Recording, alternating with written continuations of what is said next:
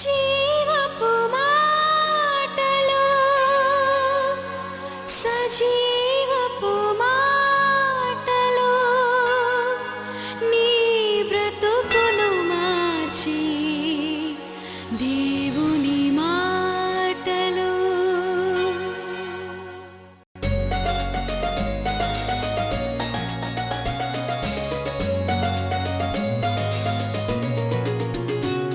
నిరాశలను తొలగించి జీవపు మాటలు నిరీక్షణను కలిగించి దేవుని మాటలు నిన్ను బ్రతికించి నిన్ను రక్షించి నిత్య జీవమునొసగే జీవపు మాటలు జీవపు మాటలు. ఆత్మ తాను అనుగ్రహించిన దేవుని యొద్దకు వెళ్ళిపోతుంది. దేవునికి స్తోత్రం. అలాగే మనకు ఒక గురి ఉన్నది, మనకు ఒక గమ్యం ఉన్నది. దేవుని యొద్దకు ప్రయాణం చేస్తున్నాం. ఇక్కడ మందిరానికి రావడానికి ప్రయాణంలో ఎన్ని వారు కష్టాలు అనుభవించినా అది సంతోషంగా ఎంచుకుంటున్నారు. ఎందుకంటే వారు దేవుని సన్నిధికి వస్తున్నారు. అక్కడ వారి కష్టాలన్నీ మర్చిపోతారు. దేవుని సన్నిధిలో వారికి ఎన్నెన్నో లభిస్తుంది ఆశీర్వాదాలు. ఈ లోకంలో ఉన్న ఒక కట్టడ, ఒక దేవుని ఉండే స్థలం అంటున్న ఒక మందిరంలోకి వెళ్ళడానికి ఇంత సంతోషము ఉన్నది. ఎందుకంటే అక్కడ ప్రార్థన ఉన్నది, అక్కడ వాక్యం ఉన్నది, అక్కడ సహవాసం ఉన్నది, అక్కడ దేవుని సన్నిధి సంచారం ఉన్నది. ఎంతెంతో జ్ఞానం పొందుకుంటున్నావు, ఆత్మశక్తి పొందుకుంటున్నావు అని ఎంతో ఆనందిస్తున్నావు. అయితే నీ జీవిత ప్రయాణంలో నువ్వు వెళ్ళే స్థలం దేవుని యొద్ద ఇంకెంత రమ్యంగా ఉంటుందని నువ్వు ఆలోచించాలి. దేవునికి స్తోత్రం. దేవుడు ఉండే స్థలం, ఆయన నీ వాసం ఎంత రమ్యమైంది. అక్కడ నీకు కొదవలేదు అంటే నీ ఎంతగా హాయిగా ఉంటావు. ప్రకటన గ్రంథంలో పరలోక రాజ్యం గురించి వివరణ ఉంది కదా, ఆ వివరణ అంతా తప్పకుండా ప్రతి విశ్వాసి చదవాలి. అంటే పరలోక రాజ్యంలో దేవుడు ఎన్నెన్ని నీ కొరకు దాచించినాడు. అందుకే పౌలు భక్తుడు 1 కొరింథీ 2:9 అంటున్నాడు కదా, నన్ను ప్రేమించే వారికి నేను దాచించింది అది కంటికి చెవికి వినపడలేదు, హృదయానికి గోచరము కాదు. God has preserved so many beautiful things for his children. 8వ వచనం, యెహోవా సైన్యములకు అధిపతియగు దేవా నా ప్రార్థన ఆలక్యం. ఇన్ని చెప్పిన తర్వాత నీ ప్రార్థన దేవుడు వినకుంటే దానివల్ల ఏం ప్రయోజనం ఉన్నది కదా. ఇంత అనుభవం నీకుండి నువ్వు దేవుని మందిరాన్ని ఎంతో ప్రేమిస్తూ ప్రతిదినం దేవుని ఆలయంకి వచ్చి నీ ప్రార్థన దేవుడు వినకుంటే ఏం ఫలం. అందుకే కీర్తనకారుడు అంటున్నాడు, దేవా యాకోబు దేవా, ఇంకా కింద ఉంది, యాకోబు దేవా నీవు చెవియొగ్గు, నా ప్రార్థన నీవు ఆలకించు, చెవియొగ్గు. అంటే మన ప్రార్థనలు దేవుడు వింటాడు. 18వ కీర్తన ఒకసారి చూడండి, 6వ వచనము, నా శ్రమలో నేను యెహోవాకు మొర్ర పెట్టితిని, నా దేవునికి ప్రార్థన చేస్తాను, ఆయన తన ఆలయములో ఆలకించి నా ప్రార్థన అంగీకరించెను, నా మొర ఆయన సన్నిధిని చేరి ఆయన చెవుల చొచ్చెను. నాకు ఎందుకో ఈ మాట చదివినప్పుడు మందిరంలో చేసే ప్రార్థనకు తప్పకుండా శక్తి ఉందని ఒక విశ్వాసం వచ్చింది. ఇంటి దగ్గర చేస్తాము కానీ మందిరంలో పాజిటివ్ వైబ్రేషన్స్ ఉన్నాయి. It is a charged place. ఎంతమంది వచ్చి ప్రార్థన చేసే స్థలంలో తప్పకుండా దైవశక్తి సంచరిస్తూ ఉంటుంది. ఆ వైబ్రేషన్స్ అంతా పాజిటివ్గా ఉంటుందని ఒక విశ్వాసం వచ్చి ఈ వాక్యం ద్వారా నా యొక్క విశ్వాసం స్థిరపరచబడింది. ఎందుకంటే భక్తుడు శ్రమలో ప్రార్థిస్తున్నాడు, ఆపదలో దేవుని అడుగుతున్నాడు, ఆలయంలో దేవుడు ఆలకించినాడు, తన ప్రార్థనకు జవాబు ఇచ్చినాడు. తాను చేసే ప్రార్థన దేవుని చెవులో చచ్చిపోయింది. చాలాసార్లు నువ్వు అనుకుంటావు దేవుడు ఇది చెయ్యలేడని, ఇది డాక్టరే చేస్తాడండి, ఇది దేవుని వల్ల కాదని నువ్వు అనుకుంటావు కదా.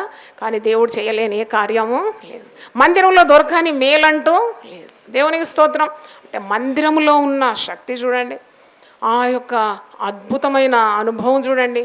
అంటే మరి మందిరంలో ప్రార్థన చేస్తున్నాడు, దేవా నీవు నా ప్రార్థన ఆలకించు. చూడండి ఆ వచనం చూడండి, 9వ వచనం, 8వ వచనం, యెహోవా సైన్యములకు అధిపత్యగు దేవా నా ప్రార్థన ఆలకించు, యాకోబు దేవా చెవియు. యాకోబు దేవా అని ఎందుకంటారు? యాకోబు మంచోడా? యాకోబు ఎవరు? మోసగానికి దేవుడు. అంటే మోసగాళ్ళందరూ ఇట్నే ప్రార్థన చేస్తారు. నువ్వు మోసగాడు అని భయపడకు, దేవుడు నీ పాపాలన్నీ క్షమిస్తాడు. ఎందుకంటే ఆయన ఎవరి దేవుడు? యాకోబు దేవుడు. 146 కీర్తన 5వ వచనంలో చూడండి, 146:5. ఎవనికి యాకోబు దేవుడు సహాయుడగునో, ఎవడు తన దేవుడైన యెహోవా మీద ఆశ పెట్టుకొనునో వాడు ధన్యుడు. హల్లెలూయా. ఎవడైతే మరి దేవుడైన యెహోవా మీద ఆశ పెట్టుకుంటాడు, ఎవనికి యాకోబు దేవుడు సహాయుడగునో వాడు ధన్యుడు. అంటే ఇక్కడ యాకోబు దేవా, నువ్వు నా ప్రార్థన ఆలకించు, నా మొరకు నువ్వు చెవియొగ్గు అని కీర్తనకారుడు ప్రార్థిస్తున్నాడు. 9వ వచనం, దేవా మా కేడమా దృష్టించుము, నీవు అభిషేకించిన వాని ముఖమును లక్ష్యం. మందిరంలో పనులు చేస్తున్నారు ఈ కోరహ కుమారులు, వారు అభిషేకింపబడిన వారే. మరి పాటలు పాడాలంటే అభిషేకం లేకుండా ఎట్ట పాట పాడతారు? వాళ్ళు దేవుడు ఎన్నుకున్నాడు, లేవి వంశానికి చెందినవారు.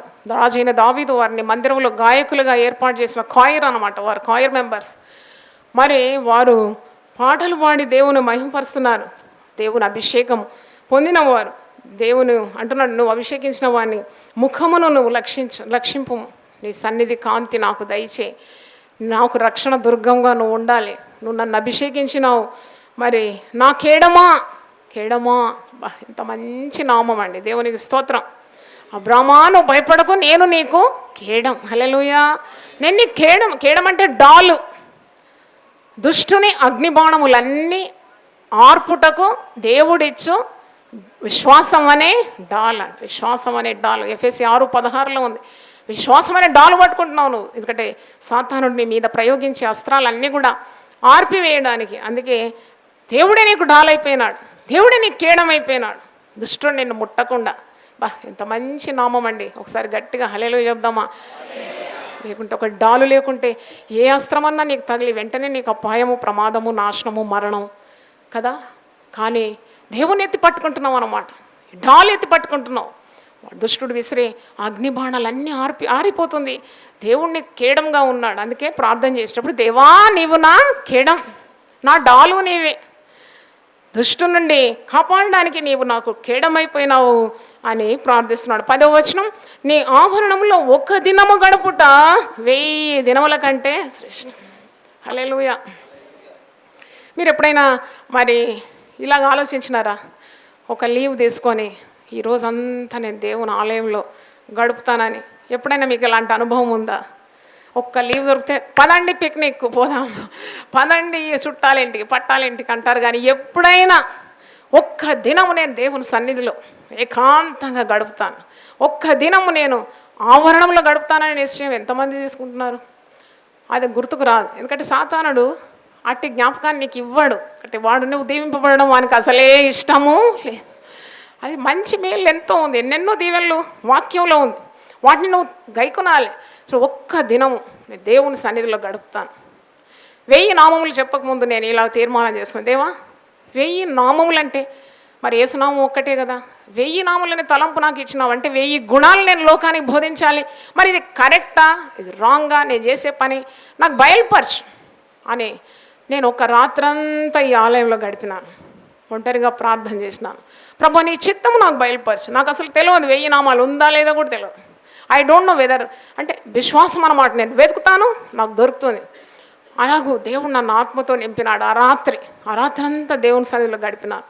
దేవుడు మాట్లాడుతూ పోయినాడు, నామములు బయలుపరుస్తూ పోయినాడు, ధైర్యం ఇచ్చేసినాడు, శక్తి ఇచ్చినాడు, పరిశుద్ధాత్మ అభిషేకం ఇచ్చినాడు, బయలుపరుస్తున్నాడు. ఈ 1000 నామముల ద్వారా ప్రపంచానికి మేలు కలగబోతుందని చెప్పినాడు. దేవునికి స్తోత్రం. ఇది ధ్యానించిన ప్రతి వారికి జయము, సుఖము, క్షేమము, స్వస్థత ఇవన్నీ కలుగుతుందని బయలుపరిచినాడు. దేవునికి స్తోత్రం. ఒక్కసారి 1000 ఏనుగుల కంటే ఎక్కువ బలం వచ్చేసింది 1000 నామాలు చెప్పడానికి. దేవునికి స్తోత్రం. అప్పటి నుండి ఇదిగో చెప్పినాను 7 నామములు చొప్పున ప్రతి ఆదివారం సాయంకాలం ఒక్కొక్క నామానికి ఒక్కొక్క పాట కూడా దేవుడు ఇచ్చే. అది ఒక blessed time. It was 4 years. అంటే దేవుని నామములు విడుదలవుతుంటూనే ఎన్నెన్నో అద్భుతాలు, ఎన్నెన్నో కార్యాలు జరిగింది. అంటే దేవుని సన్నిధిలో కనిపెట్టినప్పుడు నీకు అలాంటి ప్రేరణ, అలాంటి అభిషేకం దేవుడు అనుగ్రహిస్తాడు. దేవునికి స్తోత్రం. ఒకవేళ నువ్వు చాలా సమస్యలతో తల్లడిల్లిపోతే ఎక్కడో పోయి కొద్దిగా సమయాన్ని వెచ్చించుకుంటానని అనుకోకు. చాలామంది సమస్యలు వచ్చినప్పుడు పోదాంలే ఒక సినిమా టికెట్ కొనుక్కొని సినిమా చూస్తే ఆదరణ వస్తుంది, నెమ్మది కలుగుతుందని అనుకోరాదు. ఎందుకంటే సినిమాలో నీకు నెమ్మది లేదు. 3 గంటలు సినిమా చూస్తారండి. నేను 1 గంట వాక్యం చెప్తున్నాను. ఏది మేలండి మీకు? 3 గంటలు సినిమా చూస్తే ఒక్క వాగ్దానం అన్న ఉందా అండి దాంట్లో? ఒక్క నామం అన్న ఉందా? అరే ఒక్క ఆదేశం అన్న ఉందా మంచిగా బ్రతకడానికి? దాంట్లో ఏముంది? చెత్త చెదాను. అందుకే దేవుని మందిరంలో నేను గడుపుతాను. అక్కడ వాక్యం ఉన్నది, అక్కడ దేవుడు ఉన్నాడు, అక్కడ దేవుని ప్రజలు ఉన్నారు, అక్కడ ప్రార్థనలు ఉన్నాయి. అబ్బబ్బ నాకు దొరకందంటూ ఏం లేదు. నాకు మేలు దొరుకుతుంది, నాకు ఆశీర్వాదం దొరుకుతుంది, నాకు సమృద్ధి ఉన్నది దేవుని ఆవరణంలో. అందుకే ఒక్క దినము ఆయన ఆవరణంలో గడుపుట 1000 దినముల కంటే అది శ్రేష్టం. కోరహు కుమారులు వారు ద్వారపాలకులుగా ఉండినారని మరి పాత నిబంధనలో ఉంది. అందుకే అంటున్నారు, నేను భక్తిహీనుల గుడారంలో నివసించడం కంటే నా దేవుని మందిర ద్వారమునొద్ద ఉండుట నాకు ఇష్టం. నాకు మందిరంలో ఒకవేళ చోటు రియలేదేమో మనుషులు, ఒకవేళ నన్ను గుర్తించకున్నా పర్వాలేదు, నేను మందిర ద్వారం దగ్గర ద్వారపాలకునిలాగా నేను ఉంటాను. కానీ నేను భక్తిహీనుల గుడారంలో మాత్రము వెళ్ళను. భక్తిహీనుల గుడారంలో వెళ్తే నాకేమి లభిస్తుంది? నాకు అక్కడ ఏ శక్తి లభిస్తుంది? అంత అక్రమము దుర్మార్గంతో నిండిన వ్యక్తులతో నేను సహవాసం చేస్తే నాకేమి లభిస్తుంది? మొదట కీర్తనలో ఉంది కదా, దుష్టుల ఆలోచన చెప్పున నడవక, పాపుల మార్గమున నిలవక, అపరాధుల అపహాసకులు కూర్చుండు చోట కూడా నేను దేవుని బిడ్డలతో ఉంటాను, దేవుని ఆలయంలో ధ్యానిస్తాను. దివారాత్రము దేవుని వాక్యము ధ్యానించేవాడు అట్టివాడు నీటి కాలువల ఊరను నాటబడిన వాడై ఆకు వాడక తన కాలమందు ఫలమిచ్చు చెట్టు వలె ఉన్నాడు. అందుకే నేను భక్తిహీనుల గుడారంలో ఉండను. చాలామంది అన్యులతో సహవాసం చేస్తారు. అంటే అన్యులతో మీరు సహవాసం చెయ్యకూడదని కాదు, అన్యులతో సహవాసం చేయండి, భక్తిహీనులతో సహవాసం చేయండి. కానీ మీ భక్తి వారికి అంటుకునే రీతిగా ఉంటేనే ఉండండి. వారి భక్తిహీనతను మీకు అంటుకునే రీతిగా ఉంటే వారితో సహవాసము చేయకండి. మీ ప్రభావం వారి మీద ఉంటుంది అంటే విశ్వాసంతో ఉండండి. కానీ వారితో కలిసి వారి ఆచారాలన్నీ నేర్చుకొని వారి వలె కావడానికి కాదు, అన్యజనులతో మరి నీవు సంపర్కం కలిగి ఉండడం అది నీకు మేలుకరం కాదు. You should be so strong that your should have influence over them, your influence should follow on them. అందుకే అంటున్నాడు, నేను భక్తిహీనుల గుడారంకి వెళ్ళను, అక్కడ నాకు ఏం లభించదు, నాకు I don't get anything in their place. అందుకే నేను దేవుని బిడ్డల మధ్యలో ఉంటాను. నా దేవుని మందిరంలో ఒక్క దినం గడుపుట నాకు 1000 దినముల కంటే శ్రేష్టం. భక్తిహీనుల గుడారంలో నేను నివసించడం కంటే నా దేవుని మందిర ద్వారము యొద్ద నేను ద్వార పాలకుని వలె ఉండడం నాకు శ్రేష్టం. ఒక చిన్న పనైనా పర్వాలేదు, నాకు దేవుని మందిరంలో నా పని చేసుకుంటాను. వాచ్మ్యాన్గా ఉండమంటే ఉంటాను, పర్వాలేదు. నాకేం పెద్ద పొజిషను, పవరు, అథారిటీ ఏం అవసరం లేదు. నాకు దొరికిన చిన్న చోటైనా నాకు తృప్తి. హల్లెలూయా, చప్పట్లు కొట్టి దేవుని స్తుతించండి. హల్లెలూయా. ఒక చిన్న స్థలమైన చిన్న స్థానం, ఒక పని దేవుడు అప్పగించినాడు ఆలయంలో, అంతకంటే ధన్యత ఎక్కడున్నది? ఆ ధన్యత, ఆ భాగ్యం ఎక్కడున్నది? హల్లెలూయా. కానీ దేవుని మందిరంలో అలా కాదు. దేవుడిని ఎక్కువ స్థానాన్ని ఇస్తే బలంపై బలం, ఘనతపై ఘనతం, అభిషేకంపై అభిషేకం, కృప వెంబడే కృప. దేవునికి స్తోత్రం. అందుకే దేవుని మందిరంలో నీకు పనిచేసే ఆధిక్యత అయినా, నివసించే ఆధిక్యత అయినా, ఆ యొక్క మరి సేవలో ఆ కార్యక్రమాల్లో పాల్పొందే దీవెన దేవుడిచ్చిన దాన్ని పోగొట్టుకోకుండా కాపాడుకోవాలని చూడు. నా దేవుని మందిర ద్వారం దగ్గర నేను ద్వారపాలకునిగా ఉంటాను. ఐ డిజైర్ దట్ లార్డ్, ఆ పనైనా నేను చేస్తాను అని భక్తుడు అంటున్నాడు. 11వ వచనం చూడండి. ఇట్టి ఆశగలవా అని మాటలు ఎలాగున్నాయి చూడండి. 11వ వచనం, దేవుడిని యెహోవా నాకు ఎలాగున్నాడు? సూర్యునిగా ఉన్నాడు, ఖేడమునై ఉన్నాడు. యెహోవా నాకు కృపయు ఘనతయు అనుగ్రహించు. హల్లెలూయా. దేవుని అనుభవిస్తే కదా దేవుని నామాలతో స్తుతించేది. When you experience you get the titles for God కదా. చిన్న బిడ్డను ఎత్తుకొని చాలా అందంగా ఉంటే ఆ బిడ్డ మీద ఎంత ప్రేమ, ఎంత మక్కువ. ఒక తల్లి ఒక చిన్న బిడ్డతో ఇట్లా ఆడడం నేను చూస్తున్నాను. ఆలయంకే వచ్చింది బిడ్డను తీసుకొని. ఆ బిడ్డ కాకి కలర్లు ఉన్నారు, కాకి రంగు ఎలాగుంది, నల్ల బిడ్డ. అయినా కానీ నా బంగారం నా బంగారం అని ముద్దాడుతుంది. అప్పుడు నేను అనుకో, కాకి బిడ్డ కాకికి ముద్దు, అంతే. మన దేవుని రుచి మనకే తెలుసు కదా. అందుకే దేవుడు మనల్ని ఎట్టి వారమైనా మనల్ని ముద్దాడుతూ ఉన్నాడు. మనకు కృప ఇస్తున్నాడు, ఘనతనిస్తున్నాడు, మనకు శక్తినిస్తున్నాడు. మనం ఆయన సన్నిధికి రాగానే ఆయన మనల్ని ఏం చేస్తున్నాడు? ఆలింగనము చేసుకున్నాడు. దేవునికి స్తోత్రం. లేకుంటే మన మెరిట్స్తో మనం చేసిన ఘనకార్యాలు ప్రకారం మనల్ని దీవించడం లేదు. మనం చేసే తప్పులన్నీ లెక్క పెడితే ఎవ్వడు కూడా ఆయన సన్నిధిలో నిలవడానికి యోగ్యుడు కాదు. ఆయన దగ్గర కృప దొరుకుతుంది, ఆయన దగ్గర క్షమాపణ దొరుకుతుంది, ఆయన దగ్గర విమోచన దొరుకుతున్నది. అందుకే ఆ కీర్తనకారుడు పొగుడుతున్నాడు అన్నమాట దేవుని. ఆయన నాకు సూర్యుడు అంటే అర్థం ఏంటి? చీకటిలో ఆయన నీకు వెలుగు. హల్లెలూయా. అంత అంధకారం అయిపోయినా నీకు ఆయన ప్రకాశిస్తాడు. దేవుని యందు భయభక్తులు గల వారికి నీతి సూర్యుడు ఉదయించు. చప్పట్లతో దేవుని స్తుతిద్దాం. యెహోవా యందు భయభక్తులు గల వారికి నీతి సూర్యుడు ఉదయిస్తున్నాడు. అందుకే భక్తులు సూర్యుడు, నువ్వు నాకు సూర్యుడు అని కొనియాడుతున్నాడు. నువ్వు నాకు కేడం, ఇంతకుముందే చెప్పినాను, కేడం డాలు. తర్వాత యెహోవా నాకేమను అనుగ్రహిస్తాడు? కృపయు ఘనత. నాకు కృపనిస్తాడు. దేవుని కృప ఉంటే చాలు కదా. పౌలుతో మరి ప్రభు ఏమని సెలవిస్తున్నాడు? నా కృప నీకు చాలు. కష్టాలు అన్ని కష్టాలే లెక్క పెడతారు కదా విశ్వాసులు. కష్టాలు కాదు, ఆయన కృపాసత్య సంపూర్ణతను బట్టి నీకు కృప వెంబడి కృపను అనుగ్రహిస్తున్నాడు. నువ్వు బ్రతుకు దినములన్నీ నీకు కృపాక్షేమములే వెంబడేస్తుంది. ఆయన కృప కొరకు స్తోత్రం. ఆయన నీకు కృపను అనుగ్రహిస్తున్నాడు, నీకు ఘనతను అనుగ్రహిస్తున్నాడు. దేవుని మందిరంలో నీకు ఇవన్నీ లభిస్తున్నది. ఆయన కనికరం లభిస్తుంది, నీకు ఘనత. మొన్న పోయిన వారం 92వ కీర్తన 10వ వచనంలో మనం ధ్యానించాం. నీ దయచేతనే మా కొమ్ము హెచ్చింపబడుతుంది. హల్లెలూయా. క్రొత్త తైలంతో ఆయన నన్ను అంటి ఉన్నాడు. దేవునికి స్తోత్రం కలుగును గాక. కృప ఘనత నీకు లభిస్తుంది. యథార్థంగా ప్రవర్తించు వారికి ఆయన ఏ మేలు చేయక మానడు. యథార్థంగా ప్రవర్తించే వారికి ఆయన ఏ మేలు చేయక మానడు. యథార్థంగా ప్రవర్తించడం అంటే దేవుడు ఆకాశం నుండి వంగి చూస్తున్నట్టు ఎవడన్నా నీతిమంతుడు ఉన్నాడా అని. ఎవడు నీతిమంతుడు లేడు. 53వ కీర్తన మీరు చూసినప్పుడు దేవుడు వెతుకుతూ ఉన్నాడు.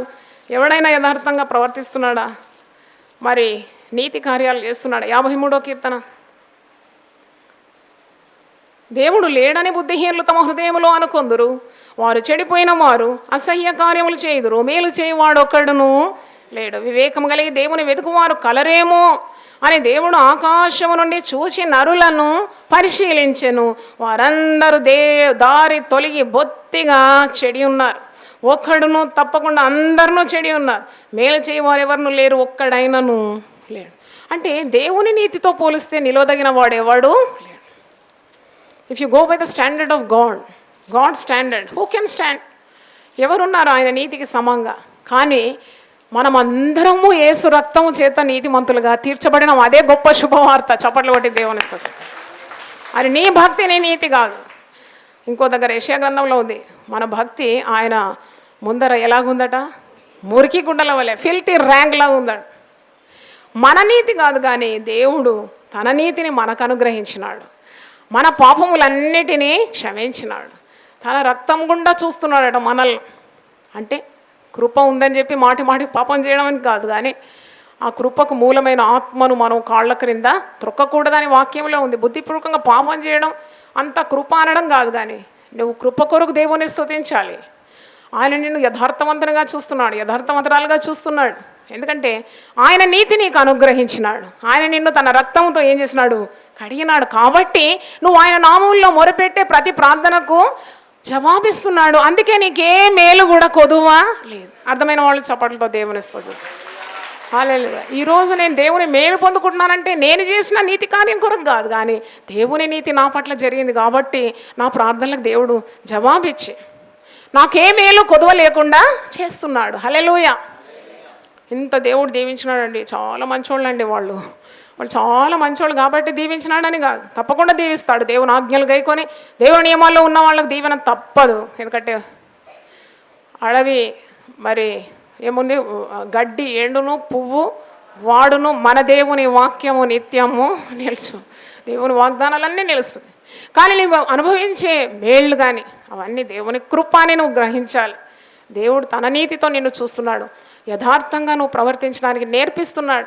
దైవ భయం నీకు అనుగ్రహించినాడు. పాపానికి దూరంగా ఉన్నావు, నీతికి దగ్గరగా ఉన్నావు, దేవుని మేలుకు దగ్గరగా ఉన్నావు. కాబట్టి నీ ప్రార్థనలకు ఆయన జవాబిచ్చి నీకే మేలు కొదువా చేయడం లేదు. దేవునికి స్తోత్రం. ఆయన ఏ మేలు చేయక మానడు. 12వ వచనం, సైన్యములకు అధిపతి యెహోవా నీ యందు నమ్మిక ఉంచువారు ధన్యం. నీ నమ్మికయించువారు ధన్యులు. Always trust God. హల్లెలూయా. కొందరు రథములను బట్టి, కొందరు గుర్రములను బట్టి ఆశ్రయిస్తారు. మనమైతే దేవుడనే యెహోవా నామమును బట్టి ఆశ్రయిస్తున్నాం. వాళ్ళు don't trust even your companion. తన కౌగిట ఉన్న భార్యను కూడా నమ్మొద్దని వాక్యంలో ఉంది. కానీ దేవుని యందు నీవేం చేయాలి? నమ్మిక ఉంచాలి. దేవుని యందు నమ్మిక ఉంచి మనం ఎప్పుడు చెడిపోమని దేవుని యందు నమ్మిక ఉంచేవారు ధన్యులు. తలలు వంచండి, ప్రార్థన చేసుకుందాం. ప్రభువా, మాతో మాట్లాడినందుకు నిన్ను స్తుతిస్తున్నాను. యెహోవా, నీ నివాసములు ఎంత రమ్యములు. మరి నీ యొక్క సన్నిధికి చేరడానికి మా యొక్క ప్రాణాత్మ దేహములు ఆశపడాలి. నా ప్రాణం ఎంతో ఆశపడుచున్నది, అది సొమ్మసిల్లుచున్నది. జీవము గల దేవుని దర్శించుటకు నా హృదయము, నా శరీరము ఆనందముతో కేకలు వేయుచున్నదని కీర్తనకారుడు తన అనుభవాన్ని పంచుకుంటున్నాడు. బలిపీఠం వద్ద ఉన్న పిచ్చుకలకు దొరికిన భాగ్యమైన నాకు దొరకాలి. అవి గూళ్ళు కట్టుకొని పిల్లలు పెడుతుంది. వానకోవెల పిల్లలు పెట్టుటకు గూటి స్థలము దానికి దొరికింది. అలాగే నాకు మందిరంలో ఒక చోటు మరి దయచేయమని ప్రార్థిస్తున్నాడు. నీ మందిరమందు నివసించువారు ధన్యులు, నీ వల్ల బలం పొందిన మనుష్యుడు ధన్యుడని వాక్యం నుండి మనం నేర్చుకున్న బాకా లోయలో బడి వెళ్ళిన అది జలమయముగా మారిపోతుందని, దీవెనకరంగా మారిపోతుందని, యాత్రలో వచ్చే బాధలు, దుఃఖము, కన్నీరు ఇవన్నీ కూడా ఎగిరిపోతుంది. దాన్ని జలమయముగా అయిపోయి తండ్రి ఆశీర్వాదం యొక్క వర్షము కుమరింపబడుతుందని, దీవెన దొరుకుతుందని వాగ్దానం ఉంది. నానాటికి వారు బలాభివృద్ధి పొందుతారు. వారు ప్రయాణం చేస్తుండగా బలహీనులు గారు కానీ బలంపై బలం పుంజుకుంటారని, దేవుల్లో అట్టే బలం ఉన్నదని మరి కీర్తనలో మనం చూస్తున్నాం. దేవా నా రాజా, నా దేవా అని ప్రార్థిస్తున్నాడు. యాకోబు దేవా, నా ప్రార్థన నీవు ఆలకించుమని, నా కేడమా నన్ను దృష్టించుమని, నీ ఆవరణంలో ఒక్క దినము గడుపుట 1000 దినముల కంటే శ్రేష్టమని, ఓ భక్తిహీనుల గుడారములో నివసించట కంటే నా దేవుని మందిర ద్వారం యొద్ద నేనుండుట నాకు శ్రేయస్కరమని, మరి దేవుడే నాకు సూర్యుడనే కేడమని ఆరాధిస్తున్నాడు, ఆనందిస్తున్నాడు. దేవుడు నాకు కృప ఇస్తాడు, దేవుడు నాకు ఘనతనిస్తాడు. ఆయన యథార్థముగా ప్రవర్తించు వారికి ఏ మేలు చేయక మానడు. దేవా, నీ దృష్టిలో యథార్థంగా ఉండడానికి సహాయం దయచేయండి. నువ్వు అనుగ్రహించే మేలులు పొందుకోవడానికి సహాయం దయచేయండి. ప్రార్థన యందు నమ్మికయించు వారందరూ ధన్యులని, ప్రభమంతా నీ మీద ఉండాలని మేము నేర్చుకున్నాం. కృపగల దేవ, జీవము గల దేవుని విడిచిపోయే ఆ యొక్క దౌర్భాగ్యము మాకు లభించకుండా భాగ్యము మాకు దయచేయండి.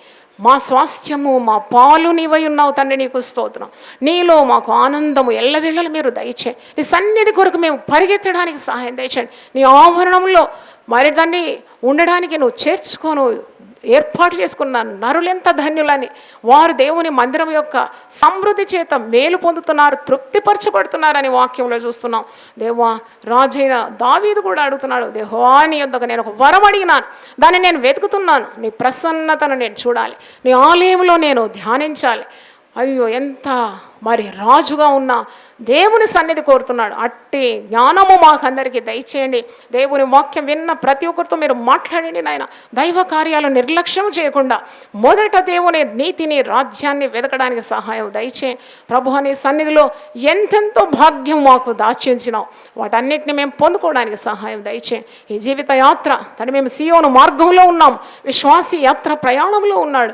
మరి గురి గమ్యం లేకుండా కాదు, మాకు గురి ఉన్నది నాయన. గురి యొద్దకి మేము పరిగెత్తడానికి మాకు సహాయం దయచేయండి.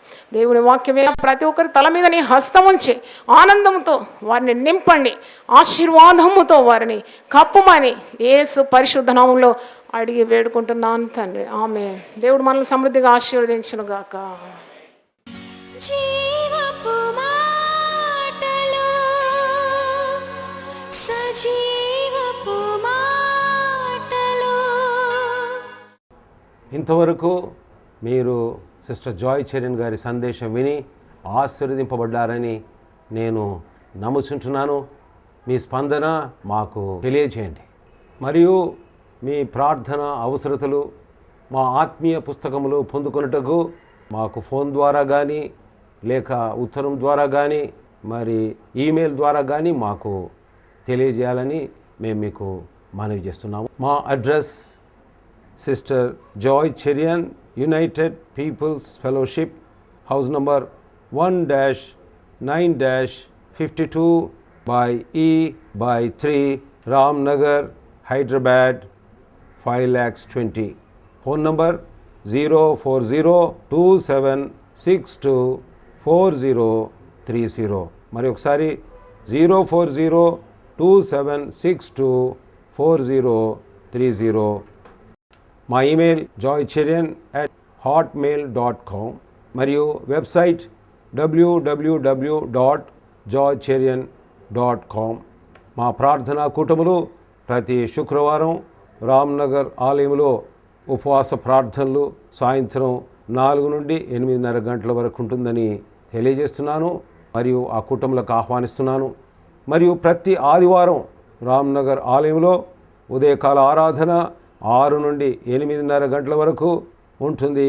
మరియు ఆదివారం సాయంత్రం 5 నుండి 8:30 గంటల వరకు GN గార్డెన్ ఫంక్షన్ హాల్, చేపల మార్కెట్, పార్షిగుట్ట దగ్గర రామ్నగర్లో సిస్టర్ జాయ్ చరణ్ గారు ఆశీర్వాదములు కలిగించు దేవుని 1000 ఆదేశములు అక్కడ అందిస్తారని మనవి చేస్తుంటున్నాను.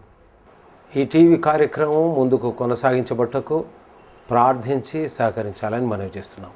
దేవుడు మిమ్మల్ని దీవించుగాక. నిరాశలను